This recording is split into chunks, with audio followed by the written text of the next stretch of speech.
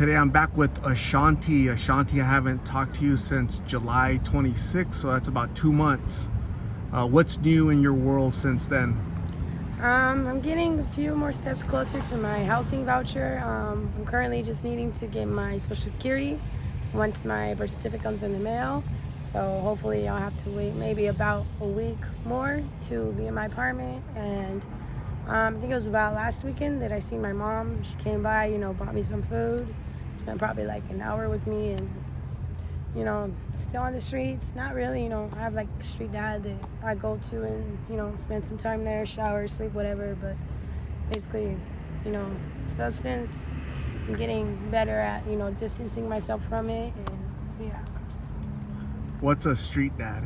A street dad is basically like people that meet on the streets that you start considering family due to, how good they treat you as if they were your biological parents, and, how they like basically take you under their wing and stuff, just So like a adult figure, in other an words. adult role model that's Yeah. trying to help you, basically. Yeah.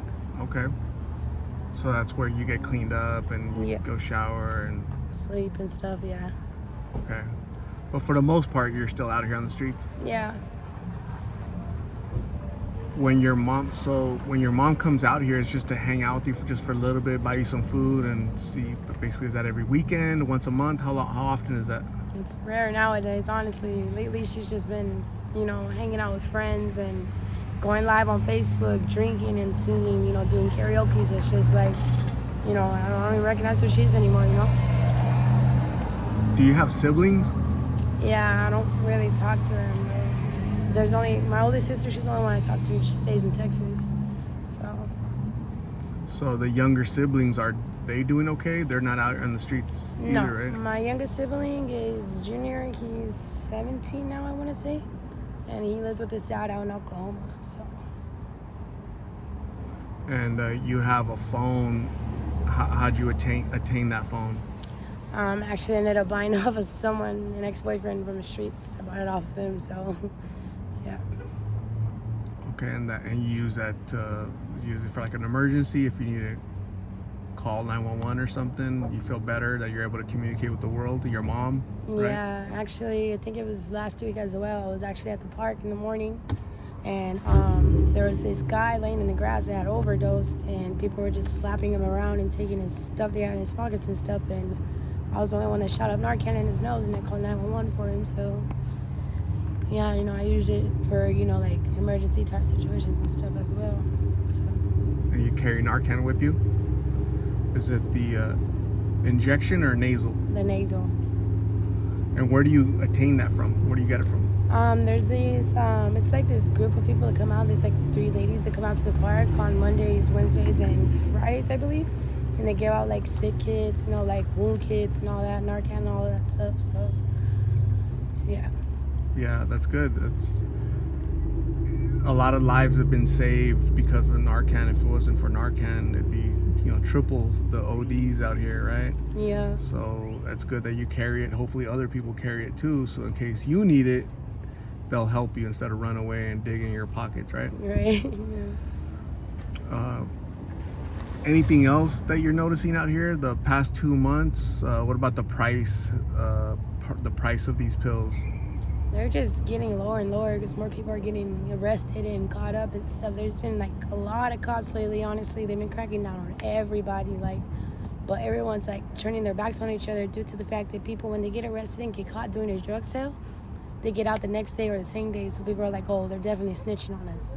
You know what I'm saying? So it's like the pills are going for $2 or $3 now, maybe even $1, instead of just $5. So What's the most you've ever paid for? What was the most expensive counterfeit fentanyl pill you ever paid? oh, if it was just one individual, it'd be like $5. $5. And what are you paying now for them? I mean, it depends on kind of the amount of money that I have, Like if I were to have $20, I'd get 20 for 20, Just depending who I go to, but it's confidential. Right. And I'm noticing that the parks, they're getting full, right? A lot of people, just kind of different people, Yeah, just it's living new at faces. the park, New right? faces, and they're starting to be undercovers now. That's how people are getting caught up. Do you get scared of getting caught up? Yeah, not necessarily for the drugs, because I'm smart enough to not to always keep that stuff on me, but for my misdemeanor warrants that I have, but it's just from like disorderly conduct that I have from back in high school when I was 17. So it's just something that I didn't have the chance to take care of due to the fact that I have a phone after I got released the last time out of jail in March. I was supposed to do like counseling and probation classes and stuff, but as you know, me and my mom, every time I'm over at her house, she always puts me out. So, it's kind of messed up my court situation. So with those warrants, if you do get arrested, they take you in and you just have to go answer for those warrants, right? Yeah, and it's normally, I've only done like 6 days each time that I've gotten caught for a warrant. 6 days? So It's like misdemeanor warrants, nothing major, So I'm not that bad of a kid, What do you think about being being locked up for an extended period of time, 6 months, 9 months, a year? Would that be beneficial to your recovery? More than likely, yes, but I know it probably wouldn't, do me any good mentally. Like, I'll panic and, have a mental breakdown and stuff, So after a while, like even when I'm in there for 6 days, I just get the urge to leave. Like, I start looking at the emergency, exit doors and stuff, I'm not gonna lie, like, I try to plot in there, but I'm not gonna be able to get out, But, it just makes me urge to get out there faster, due to how long I've been on the pills and, how bad I want them. And, I want them, but, deep down inside of me, I know that I don't need them, But it's just the fact that I want them due to the fact that I'm so desperate to fit in with everybody else and get everybody to like me and believe what I tell them, instead of believing the rumors and the he said, she said stuff, all the gossip. But at the end of the day, no one else's opinion matters but mine.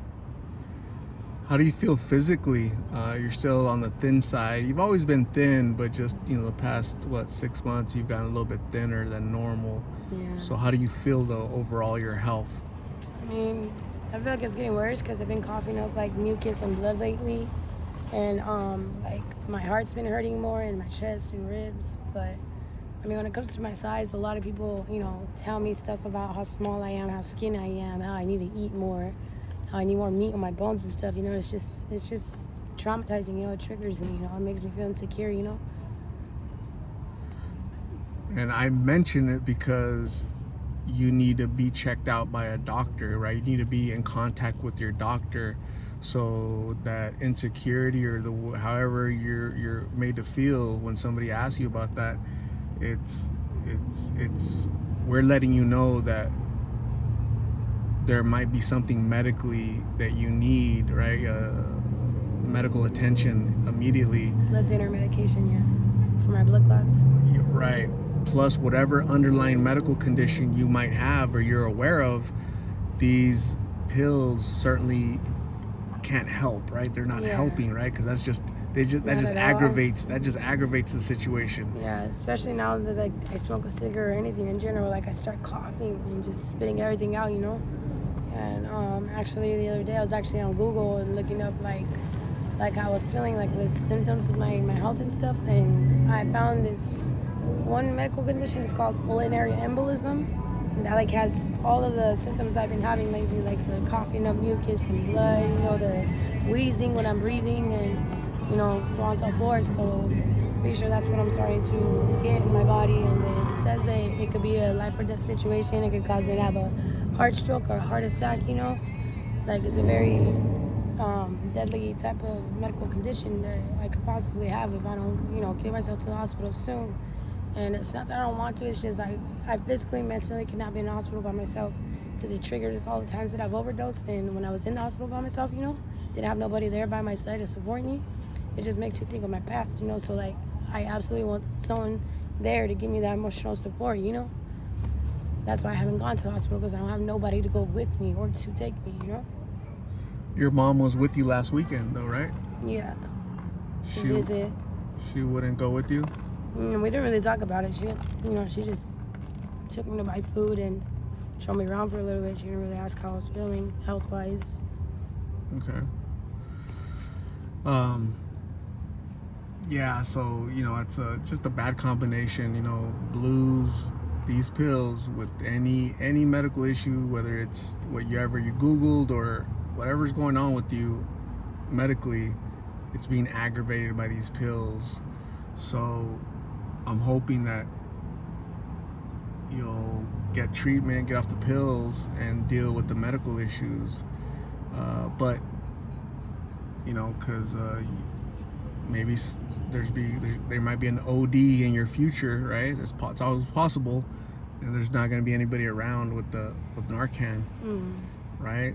So it's important to document, talk to you, right? Let you know that you know what you need to do, right? Get off of these pills, go to treatment.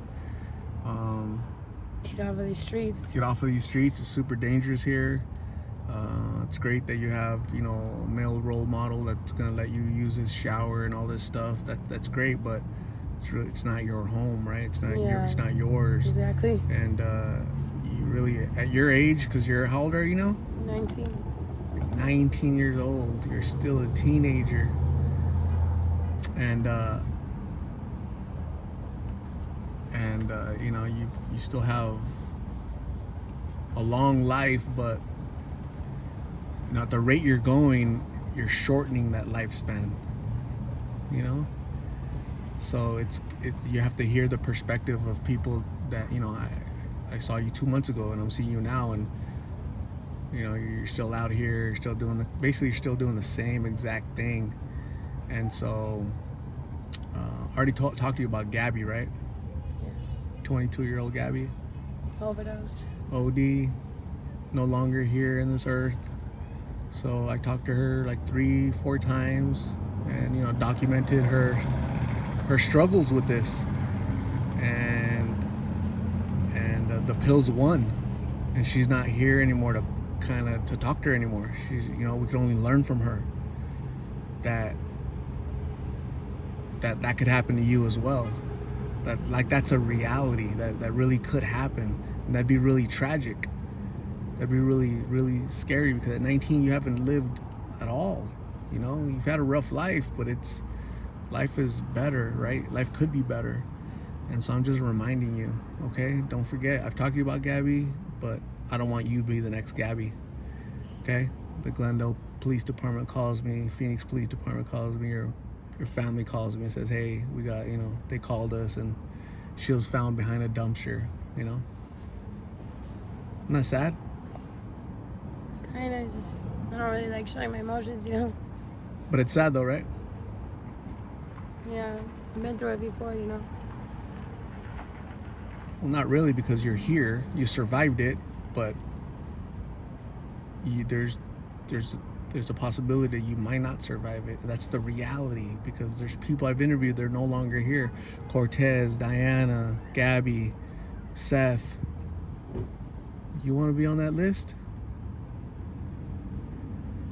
At least those people were in their 20s. You're not even in your 20s yet.